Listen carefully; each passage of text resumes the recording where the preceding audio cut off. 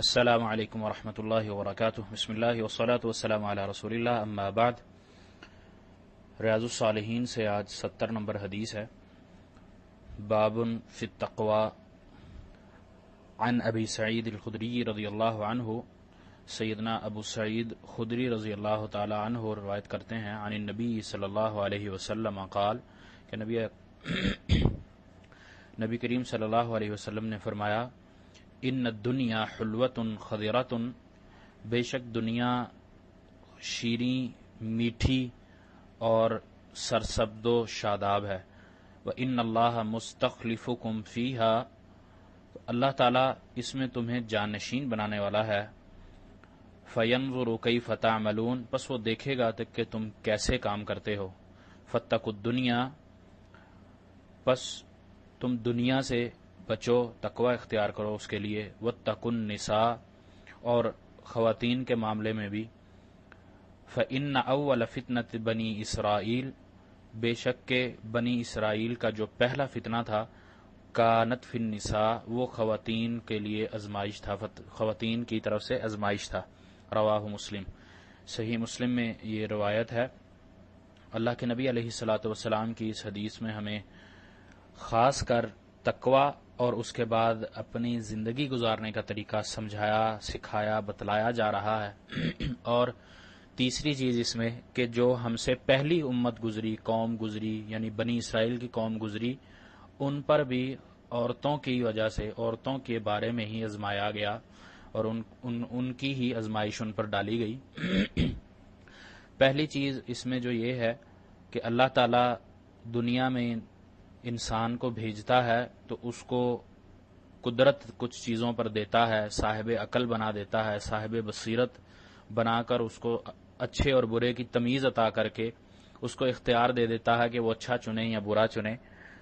تو اس میں انسان کو اچھا چننا ہے۔ پھر اللہ تعالیٰ نے یہ آگے شرط بھی لگائی، نبی علیہ الصلوۃ والسلام نے اس حکم میں بتلا دیا، فَيَنْظُرَ كَيْفَ تَعْمَلُونَ، کہ اللہ تعالیٰ تمہیں دیکھے گا کہ تم کس طرح کام کرتے ہو۔ بے شک اللہ تعالیٰ عالم الغیب ہے، جانتا ہے، لیکن یہ اللہ کی حکمت ہے، مشیت ہے، اللہ کی دنیا بنانے کا ایک نظام ہے، سیٹ اپ ہے۔ پھر اللہ کے نبی علیہ الصلوۃ والسلام نے آگے یہ بھی بتلا دیا کہ دنیا اور خواتین کے معاملے میں تقوی اختیار کرو، ان سے بچو، ڈرو۔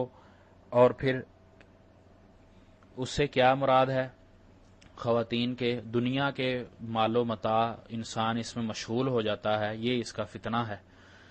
اور انسان جب اس میں کماتا ہے، دنیا کمانا حق ہے، اس کو یہ رائٹ ملا ہے، اللہ نے کہا ہے کہ حلال رزق کماؤ، یہ بھی عبادت ہے، لیکن اگر وہ دنیا کے مال متاع میں زیادہ مشغول ہو کر اللہ کو بھول جاتا ہے تو یہ اس کے لیے فتنہ ہے۔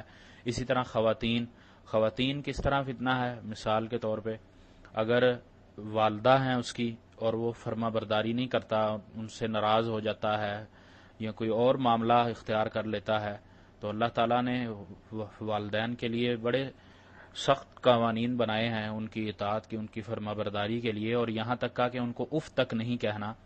تو اس وجہ سے اگر وہ والدہ کی نافرمانی کرتا ہے تو فتنے میں مبتلا ہوتا ہے۔ اسی طرح بہن بیٹی، اس کی پرورش کے معاملے میں اس سے کوتاہی ہوتی ہے، تب فتنے میں مبتلا ہوتا ہے۔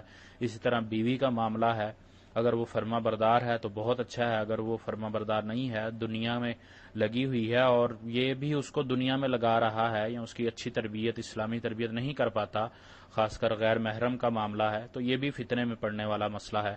اسی طرح انسان جب باہر نکلتا ہے، خاص کر مرد، خواتین کا معاملہ ہوتا ہے، غیر محرم کے ساتھ تعلقات ہیں، بات چیت ہے، یہ بھی فتنہ ہے، اور یہ ہمارے معاشرے میں اس وقت بہت بڑا فتنہ بنا ہوا ہے، جس کے نقصانات بتانے کی ہی ضرورت نہیں ہے، اتنے نقصانات اس کے موجود ہیں اور وہ دکھ رہے ہیں۔